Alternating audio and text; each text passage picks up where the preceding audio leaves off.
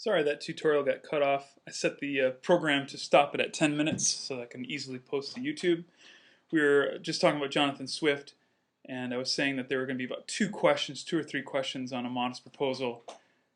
And of course, you can still use this document, even though it's not technically one of our short answers. You could use it as an outside source. You could certainly use it on the larger essay.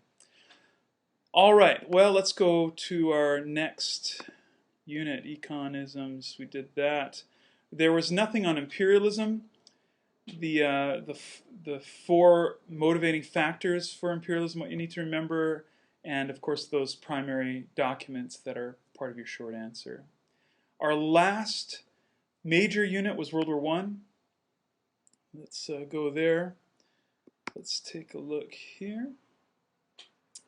Well, this unit, we spent a lot of time looking at the causes of the war, all the way back to the Congress of Vienna, and we called that the long fuse, this long series of events that lead to the outbreak of war in August of 1914. These terms here we covered in our notes, and the big idea was this idea of nations versus states.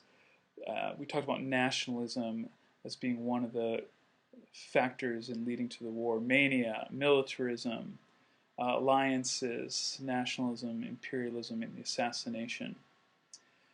Here, these terms here are not so important, particularly these top ones here. Know the general gist of the crisis in the Balkans. The Ottoman Empire is in retreat, and the Young Turks attempt to reinvigorate at least their side of the empire. But this empire, this hundreds years old empire, is in great decline. World War I will see the end of it. But it opens up all this territory that's fought over by Austria-Hungary, by Serbia, by Russia. So that's a very, very important part of the lead-in to the outbreak of war. But you don't need to know the specifics necessarily of the Bosnian crisis, certainly not the Moroccan crisis, or these wars here.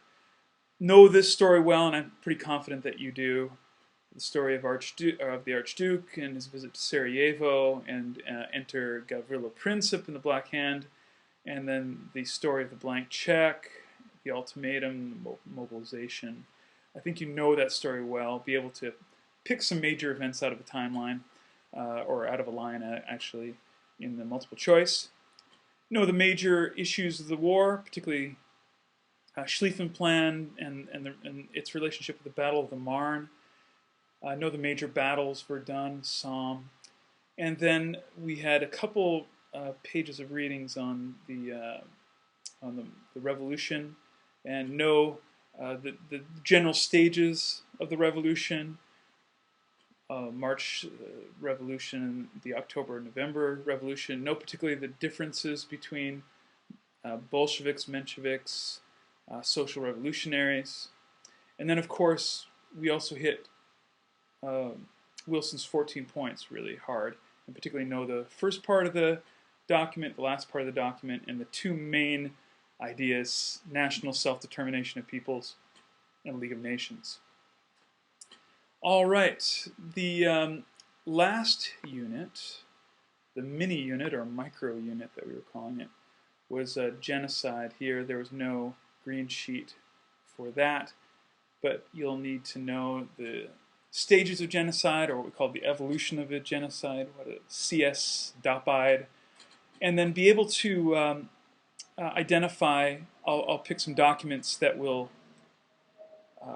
have various elements of those stages of evolution, and then you'll be asked to identify them, and you'll also be asked to know those stages of genocide in order.